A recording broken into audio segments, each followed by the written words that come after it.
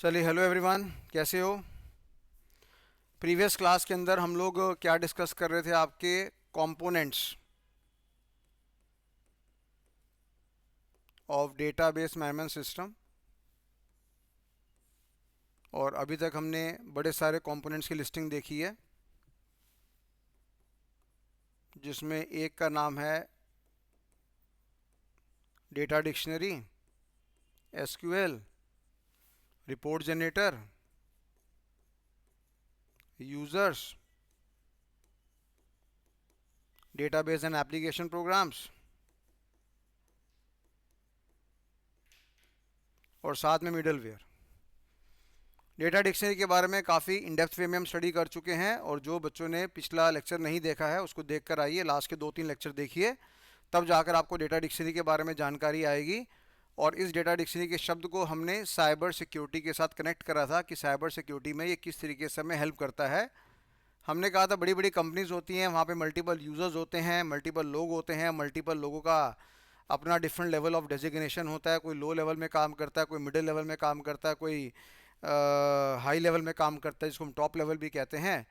तो definitely yes, कल को किस इंसान को कितना डेटा एक्सेस करने की परमिशन देनी है, वो सारी की सारी जो सेटिंग्स रिकॉर्ड होती हैं, वो सारी की सारी हमारे पास क्या होती है, आपकी डेटा डिक्शनरी के अंदर होती है।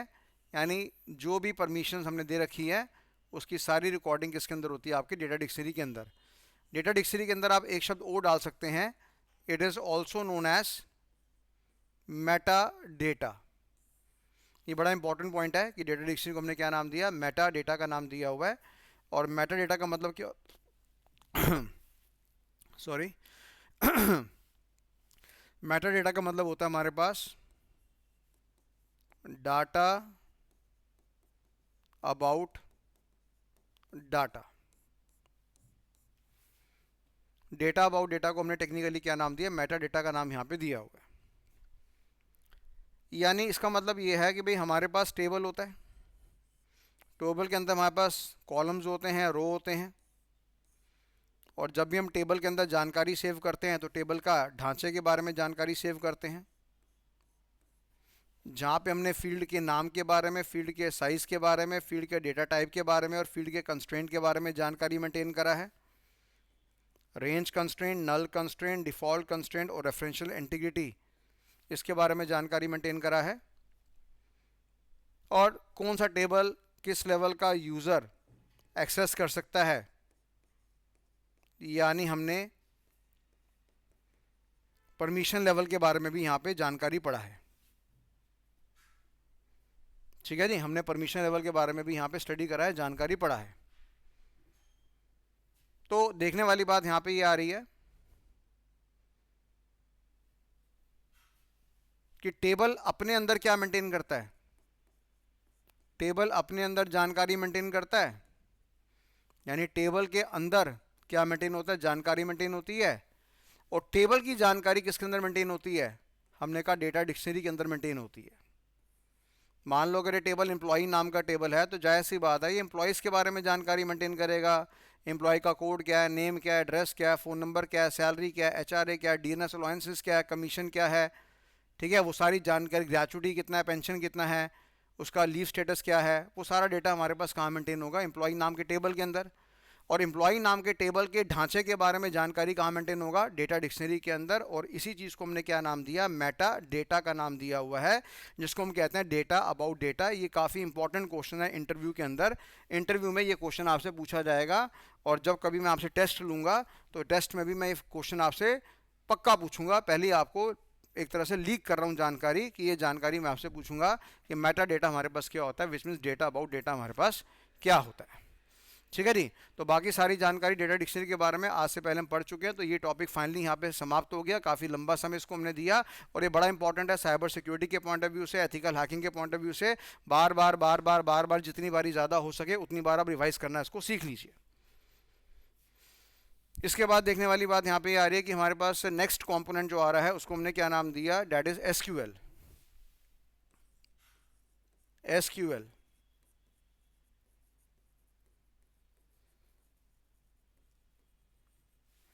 इसकी फुल फॉर्म क्या है हमारे पास, डेटा स्ट्रक्चर्ड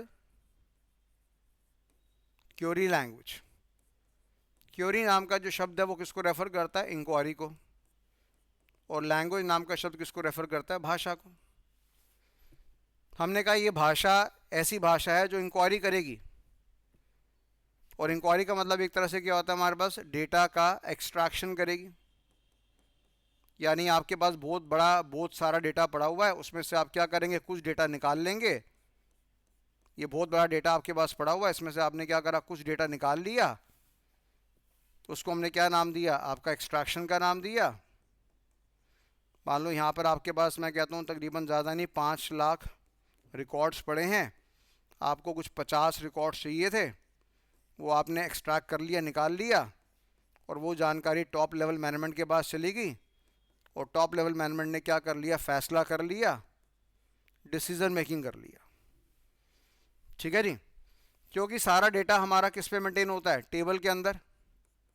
और टेबल के अंदर मेरे पास क्या कॉन्सेप्ट होता है? आपका रो वाला कॉन्सेप्ट भी होता है, कॉलम वाला कॉन्सेप्ट भी होता है। आपको याद होगा, रो को हमने रिकॉर्ड का नाम दिया था, कॉलम को हमने फील्ड का नाम दिया था, या इसको हमने एट्रीब्यूट का नाम दिया था, या इसको हम लोगों ने लेटेस्ट से आपका डेटा आइटम्स का नाम दिया था। ये पर्यायवाची नाम मैं पहले भी डिस्कस कर चुका हूँ, बार बार आपको बता रहा हूँ।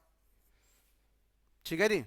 तो क्योंकि टेबल के अंदर जो भी इंफॉर्मेशन होती है वो स्ट्रक्चर्ड वे में होती है। स्ट्रक्चर्ड का मतलब कि एक तरह से क्या होता है? ऑर्गेनाइज्ड वे में होती है। अनस्ट्रक्चर्ड इंफॉर्मेशन यहाँ पे नहीं होता। एक सिस्टम बना होता है, जिस कॉलम के अंदर जो हेडिंग है हम उसी तरह की जानकारी को डालते हैं। तो हमने पूरी कोशिश करी है कि टेबल के अंदर जब भी डेटा मेंटेन्ड हो वो सारा का सारा आपका स्ट्रक्चर्ड वे में मेंटेन होना चाहिए। और उस स्ट्रक्चर्ड वे मेंटेन टेबल से जब हमें डेटा निकालना है, इंक्वायरी करनी है, एक्सट्रैक्शन करना है, तो उसके लिए हमें एक भाषा चाहिए, और उस भाषा का नाम हमने क्या दिया? एसक्यूएल। तो एक बारी अगर आपको एसक्यूएल नाम की भाषा बढ़िया तरीके से आ जाती है, ठीक है जी, एक बारी अगर आपको एसक्यूएल नाम की भाषा बढ़िया तरीके से आ जाती है, तो आप कोई भी डेटा की एक्सट्रैक्शन कर सकते हैं। और ये अपने में आसान काम नहीं माना जाता, ये अपने में कलाकार काम माना जाता है। बात समझ में आ रही है? तो एसक्यूएल से आप डेटा एक्सट्रैक्शन करोगे, और जब डेटा एक्सट्रैक्शन आप करोगे, डेटा निकालोगे, तो जानकारी बड़ी इंपॉर्टेंट होगी मेरे पास। जाहिर सी बात है, बड़ी इंपॉर्टेंट जानकारी होगी वो। और वो इंपॉर्टेंट जानकारी टॉप लेवल मैनेजमेंट के पास जाएगा, तो फैसला करेगा, डिसीजन मेकिंग करेगा, जिसको टेक्निकल भाषा में आपने आजकल सुना होगा डेटा एनालिसिस करना कहते हैं। आजकल बाज़ार में एक शब्द चल रहा है कि सर मेरे को डेटा एनालिसिस करना है, सर मेरे को डेटा साइंस सीखना है, सर मेरे को डेटा इंजीनियर बनना है। ये आपने शब्द सुने होंगे कि यार ये शब्द मार्केट में बड़े चल रहे हैं। और डेटा साइंस का भी कोर्स होता है, डेटा एनालिसिस का भी कोर्स होता है, डेटा इंजीनियर का भी कोर्स होता है हमारे पास। और इसकी मदद से जो बड़े बड़े लोग होते हैं, टॉप लेवल मैनेजमेंट होती है, वो बड़े बड़े डिसीजन मेकिंग करते हैं, और करोड़ों रुपए का हिसाब किताब हो जाता है, ये कमा लेते हैं। अमेज़ॉन को चाहिए, फ्लिपकार्ट को चाहिए, मीशो को चाहिए, जोमेटो को चाहिए, स्विगी को चाहिए, सबको डेटा एनालिसिस करना है। हर बड़ी कंपनी को क्या, हर छोटी कंपनी को भी आज की डेट में क्या करना है? डेटा एनालिसिस करना होता है। समझ में आ रही बात? अक्सर आप लोगों ने सुना होगा कि यार हम एक्सेल का इस्तेमाल करते हैं। एक्सेल भी हमारा किसके काम आता है? डेटा एनालिसिस का काम आता है। अब एक्सेल के अंदर हम कितने रिकॉर्ड्स मेंटेन कर सकते हैं? 10 लाख रिकॉर्ड्स मेंटेन कर सकते हैं। पर 1 लाख रिकॉर्ड में ही एक्सेल का क्या बच जाता है? बैंड बच जाता है, उसकी वाट लग जाती है, वो हैंग होना स्टार्ट हो जाता है, सिस्टम ढंग से काम नहीं करता, इंक्वायरी का ढंग से जवाब नहीं देता। सर 1 लाख रिकॉर्ड्स तो बहुत होते हैं बेटा, हमारी ज़िंदगी में, आपकी ज़िंदगी में 1 लाख रिकॉर्ड बहुत होते हैं, क्योंकि हम गरीब लोग हैं। जो बड़ी बड़ी कंपनीज हैं उसमें 1 लाख रिकॉर्ड्स की कोई अहमियत ही नहीं है। अब आप इमेजिन करो ना कि हमारे पास HDFC बैंक है। आप इमेजिन करो कि हमारे पास क्या है? HDFC बैंक है। HDFC बैंक के कितनी ATM मशीन है? 21,000 ATM मशीन तो HDFC बैंक की खुद की है। और बड़ी जायज़ सी बात है, इसके अलावा पूरे वर्ल्ड की, अगर पूरे इंडिया की बात करेंगे तो हमने कहा 1,25,000 ATM मशीन है। तो भाई अगर 1,25,000 ATM मशीन में एक एक ट्रांजैक्शन भी डेली हो जाए तो 1,25,000 ट्रांजैक्शन तो डेली हो जाएगी। साल में 365 दिन होते हैं।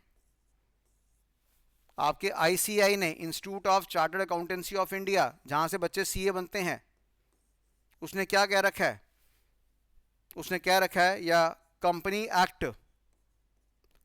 एक्ट 2013 ने क्या कह रखा है कि भैया कम से कम आपको 8 साल तक डेटा मेंटेन करना पड़ेगा, क्योंकि 8 साल तक आपका बैंक ऑडिट मतलब एग्जामिनेशन कभी भी सरकार करवा सकती है।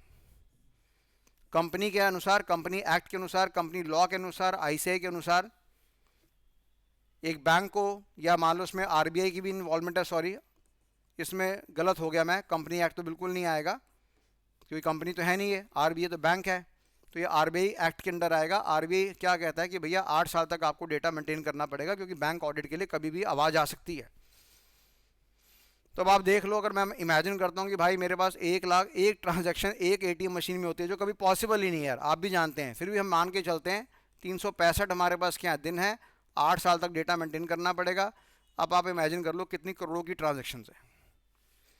अब ये जो करोड़ों की ट्रांजेक्शन मेरे पास आ रही है, इसमें से मेरे को क्या करना है, फैसला करना है कितने परसेंटेज लोग विड्रॉ करते हैं, कितना अमाउंट विड्रॉ करते हैं, लेस देन 5,000 वाली ट्रांजैक्शंस कितनी होती हैं, 10,000 से ऊपर कितना होता है, 50,000 से ऊपर कितना होता है, बैंक के पास मिनिमम ATM में पैसा कितना होना चाहिए, बैंक के सर्वर में कितना पैसा, कितनी डिजिटल ट्रांसफर मेंटेन होनी चाहिए, एक टाइम पे सर्वर पे कितनी ट्रांजैक्शन अटैक करती है, उसकी बैंडविड्थ का क्या सिस्टम होगा।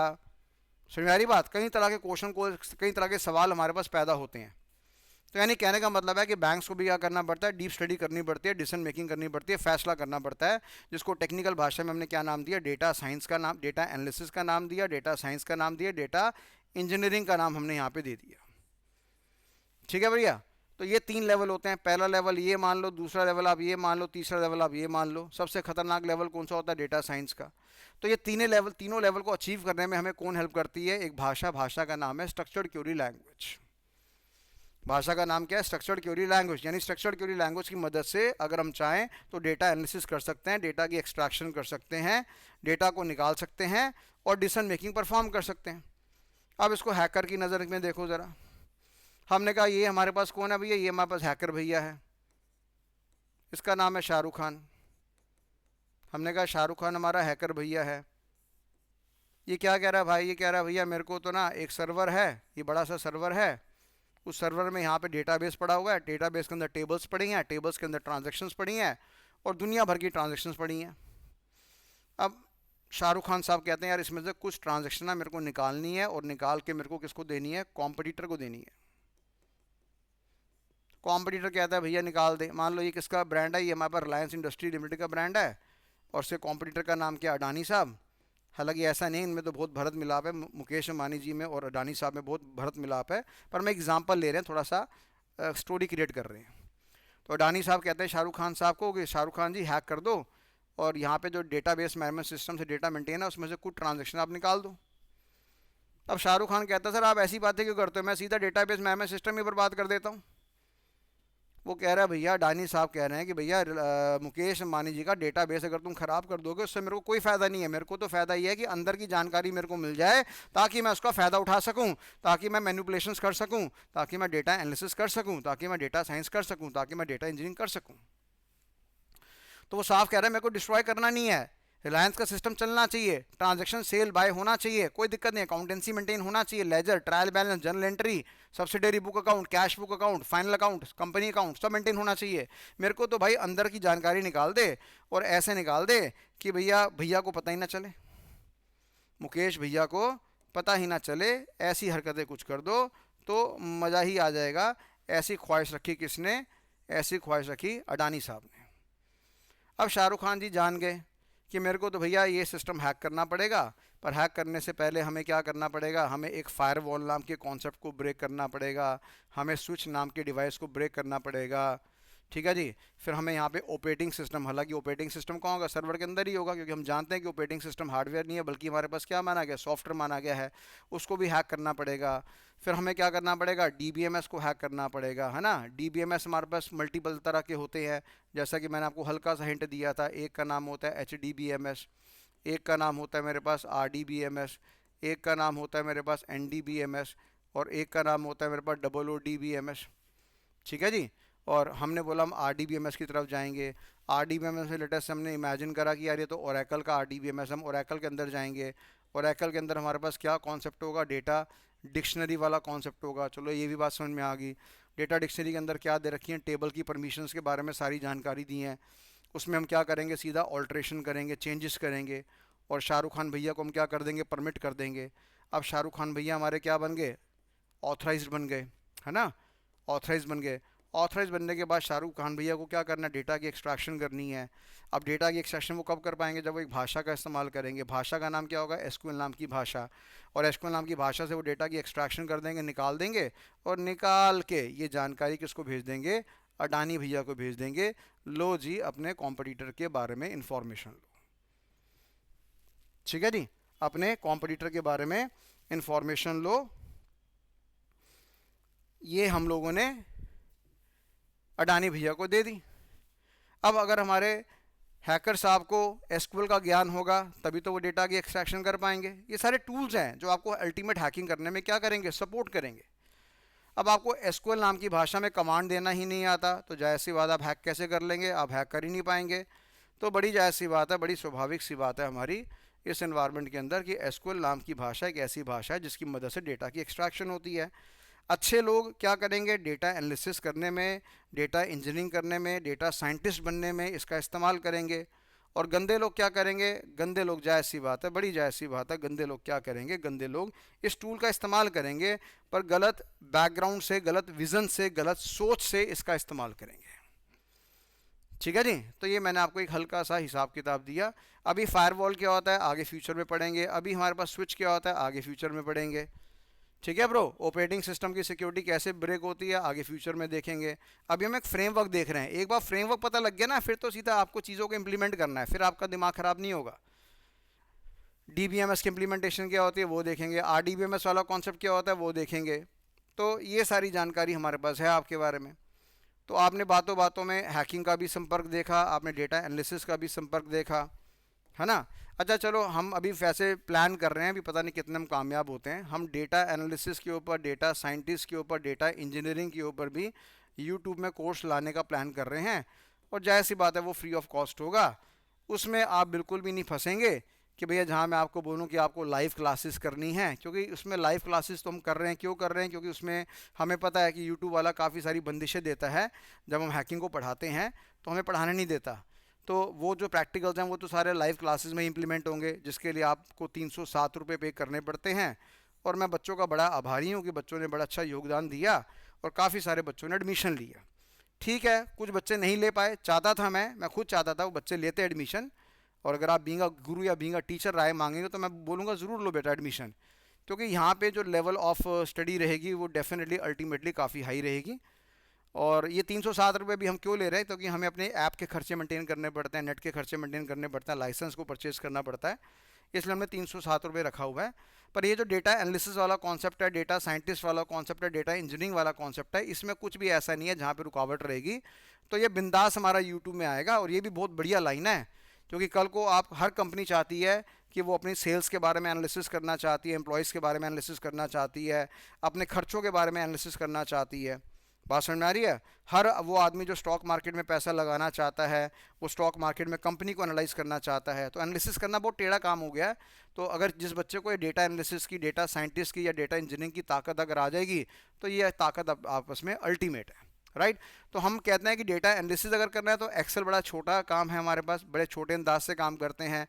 आगे हम बड़ी सारी चीज़ों का इस्तेमाल करते हैं, हम पावर बीआई का इस्तेमाल करते हैं, एसक्यूएल का इस्तेमाल करते हैं, एक्सेल का इस्तेमाल करते हैं, पाइथन नाम की लैंग्वेज का इस्तेमाल करते हैं, हम विजुअलाइजेशन का इस्तेमाल करते हैं, डेटा ट्रांसफॉर्मेशन का इस्तेमाल करते हैं, हम सर्विसेज का इस्तेमाल करते हैं। तो बड़ी सारी चीज़ें हैं, वो हम प्लान कर रहे हैं कि हम डेटा एनालिसिस, डेटा साइंस और डेटा इंजीनियरिंग की कैटेगरी को भी लॉन्च करें।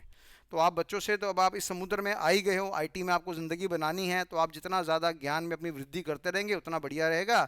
अल्टीमेटली सबकी अटैचमेंट मैं आपको साइबर सिक्योरिटी से करवा दूंगा, इसमें कोई दिक्कत वाली बात नहीं है। तो एसक्यूएल के बारे में मेरे ख्याल से आपको जानकारी पसंद आ गई होगी, समझ में आ गई होगी। तो एसक्यूएल के बारे में हम क्या बोलेंगे, तो हम बोलेंगे it is a language, it is a language which is responsible to perform the extraction of the data. It is a language which is responsible to perform the extraction of the data. It is quite simple to learn and write, and as well as debugging of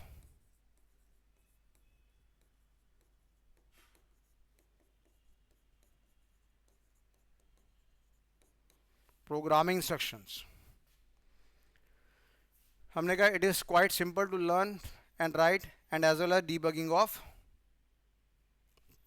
programming, थोड़ा गलत शब्द हो जाएगा, debugging of SQL instructions. ठीक है जी. एक बात और लिखो, it is also known as non-procedural language, as in this case user is just required to specify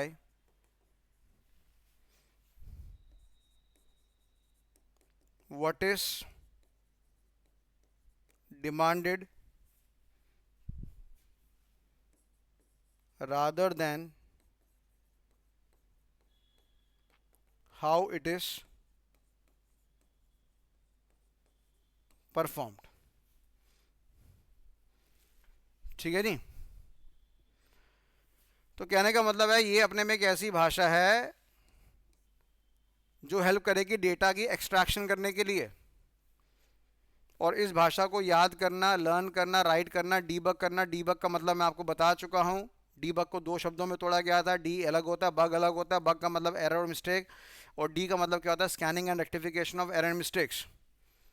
ठीक है जी. तो हमारी एसक्यूएल कमांड्स को डीबग करना आसान है, और ये पॉइंट हम आज से पहले भी पढ़ चुके हैं जब हमने आपको फोर्थ जनरेशन लैंग्वेज के बारे में ज्ञान दिया था कि एसक्यूएल नाम की भाषा को हमने क्या नाम दिया, नॉन प्रोसीजर लैंग्वेज का नाम दिया है, क्योंकि as in this case user is just required to specify what is demanded rather than how it is performed. यानी यूज़र को क्या करना है, केवल कमांड देना है. कैसे वो टास्क परफॉर्म्ड होगा, कैसे वो टास्क आपका परफॉर्म्ड होगा, वो यहाँ पे नहीं मैटर करता. आपको सिंपल कमांड देना है कि मेरे को ये चीज़ चाहिए, मेरे को डिपार्टमेंट नंबर 10 के एम्प्लॉयज़ की जानकारी चाहिए. इनकम टैक्स डिपार्टमेंट कहता है कि बताओ भैया किसके सेविंग अकाउंट में 10 लाख से ऊपर पैसा जमा है. जो बंदा एक साल के अंदर 10 लाख से ऊपर की ट्रांजैक्शन कर लेता है, इनकम टैक्स डिपार्टमेंट का नोटिस आ जाता है. अगर आपने एक साल में 30 लाख से ऊपर की प्रॉपर्टी खरीदी है या बेची है तो आपको इनकम टैक्स का नोटिस आ सकता है. अगर क्रेडिट कार्ड में आपने 10 लाख से ऊपर की ट्रांजैक्शन मेंटेन करी है तो इनकम टैक्स डिपार्टमेंट से आपको नोटिस आ सकता है. तो अब पूरा हिंदुस्तान में हमने क्या बोला, हमने कहा 3 करोड़ बंदा टैक्स पे करता है, तो 3 करोड़ ट्रांजैक्शन होगी हमारे पास. अब इनकम टैक्स डिपार्टमेंट जानना चाहता है कि बताओ भैया इसमें से कौन सा ऐसे अकाउंट होल्डर्स हैं जिनके सेविंग अकाउंट में 10 लाख से ऊपर की ट्रांजैक्शंस हैं. पता लगा 3 करोड़ में से 3 लाख बंदों का नाम आ गया. अब इनकम टैक्स डिपार्टमेंट कह रहा है डालो, नोटिस डालो, बुलाओ, हाजिरी के लिए बुलाओ, हम हिसाब किताब मांगेंगे.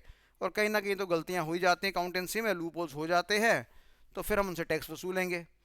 तो मेरे कहने का मतलब यहाँ पे है कि जब इस तरह की हमें डेटा की एक्सट्रैक्शन करनी होती है तो हमें एक भाषा का इस्तेमाल करना पड़ता है जिसका नाम क्या होता है आपका एसक्यूएल. राइट. तो ये पूरी जानकारी आपके समक्ष आ गई है, और इसलिए हम लोगों ने यहाँ पे आपका सेकंड कंपोनेंट भी स्टडी कर लिया. तो पहला कंपोनेंट मेरा यहाँ पे समाप्त हो गया जिसका नाम डेटा डिक्शनरी है. सेकंड कंपोनेंट हमारा समाप्त हो गया एसक्यूएल. एसक्यूएल बड़ी शानदार लैंग्वेज है बेटा. ये आपकी साइबर सिक्योरिटी में भी काम आएगी, एथिकल हैकिंग में भी काम आएगी, क्लाउड कंप्यूटिंग में भी काम आएगा. और अभी जैसे मैंने बताया आज का थोड़ा सा ज्ञान दिया कि डेटा एनालिसिस हो गया, डेटा साइंस हो गया, डेटा इंजीनियरिंग हो गया, वहाँ पे भी ये कॉन्सेप्ट है अपने में, और वहाँ पे भी एसक्यूएल नाम की भाषा का बड़ा अच्छा इस्तेमाल करा जाता है. तो ये मल्टीपल जगहों पे इस्तेमाल होता है. अगर कोई बच्चा तमीज़ से एसक्यूएल ही सीख लेता है तो उसकी जॉब लगने की जॉब लगने की प्रोबेबिलिटी उसकी बढ़ जाती है, और वो जॉब लगा सकता है कि प्रोवाइड यस कि आप ग्रेजुएट तो कम से कम होने चाहिए ना यार. अब मल्टीनेशनल कंपनीज ने रिक्वायरमेंट ही ऐसे रख दी है कि बच्चा हमारा ग्रेजुएट होना चाहिए तब जाके हम उसको एडमिशन देंगे। उनका ऐसा क्यों कहना है? उनका ऐसा इसलिए कहना है, वो कहते हैं कि 12वीं के बाद का बच्चा, फर्स्ट ईयर का बच्चा नादान बच्चा होता है, उसके अंदर दिमाग नाम की चीज़ थोड़ी कम होती है, इमोशनल होता है, ज़रा सा किसी ने डांट दिया, कुछ कह दिया, कंपनी छोड़ के भाग जाता है। तो वो साफ कहता है कि नहीं भैया, बच्चे को थोड़ा बढ़ने दो, और 18 साल प्लस 3 साल 21 साल का बच्चा होगा, ग्रेजुएट होगा, तो उसको हम अपनी कंपनी में नौकरी देंगे। और बाकी अगर आप छोटे लेवल पे काम करना चाहते हैं तो यस, एसक्यूएल का इस्तेमाल वहाँ पे होता है। मैं ये नहीं कह रहा कि केवल ग्रेजुएट होंगे तभी नौकरी मिलेंगे, पर ग्रेजुएशन से आपकी संभावना बढ़ जाती है।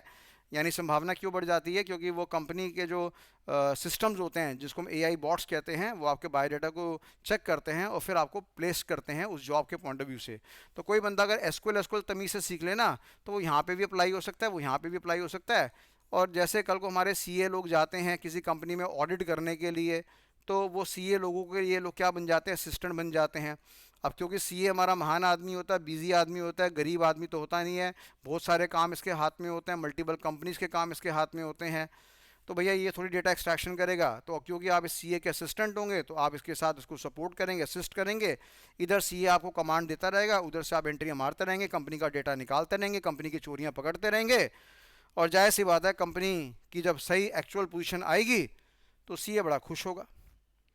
ठीक है जी। तो ये सारा मैंने ज्ञान आपको दिया एसक्यूएल के बारे में कि ये बड़ी सुपीरियर लैंग्वेज है। और ये पार्ट किसका है? ये डीबीएमएस का कंपोनेंट है हमारे पास, जो मल्टीपल जगह पे इस्तेमाल आता है। तो केवल इसी के अच्छे ज्ञान से आप चाहें तो कहीं दिशा में भी अपने आप को एडजस्ट कर सकते हैं। राइट। तो चलिए आज इतना ही पढ़ते हैं। और इसी के साथ हमने दो कंपोनेंट्स के बारे में जानकारी समाप्त कर ली। डेटा डिक्शनरी हो गया, आपका एसक्यूएल हो गया। मैं बार बार बोल रहा हूँ, डेटा डिक्शनरी और एसक्यूएल या जितने भी कंपोनेंट्स मैं आपको पढ़ाऊंगा डेटाबेस में एमएस सिस्टम के, इनको ज़रा हाई लेवल से आप स्टडी कर लेना, बार बार रिवाइज कर लेना, 2 3 4 5 बार रिवाइज कर लेना। जितना ज़्यादा रिवाइज करेंगे उतना आपके लिए बढ़िया रहेगा। और कोशिश करिए कि अगर आप मेरा लाइव बैच ज्वाइन कर सकते हैं, अगर 307 रुपये पे करना कोई ज़्यादा बड़ी बात नहीं है, तो आप ज़रूर ज्वाइन करिए। ये मेरी रिकमेंडेशन है आपको। समझ में आ रही बात? 307 रुपये महीना लेकर मैं कोई अंबानी नहीं बन जाऊंगा और आप कोई गरीब नहीं बन जाएंगे। पर मेरे को पता है, मैं चाहता हूं कि जब जो बच्चा मेरे साथ इस लेवल पे लगा हुआ है, इस लेवल पे लेक्चर देख रहा है, तो वो अगर अल्टीमेटली वो लाइव बैच ज्वाइन कर लेगा तो उसको बड़ा अच्छा ज्ञान मिलेगा। और बाकी ठीक है, कुछ बच्चे बिल्कुल जेन्युइन होंगे जो वाकई में 307 रुपये नहीं खर्च सकते हैं। कोई टेंशन नहीं है, जितना बेस्ट मैं यूट्यूब में आपको दे सकता हूँ उतना मैं आपको ज़रूर दूंगा, उसमें मैं बैकआउट होने की बात नहीं कर रहा। राइट। चलिए, थैंक यू सो मच। आज यहीं तक पढ़ते हैं, बाकी मिलते हैं नेक्स्ट लेक्चर में।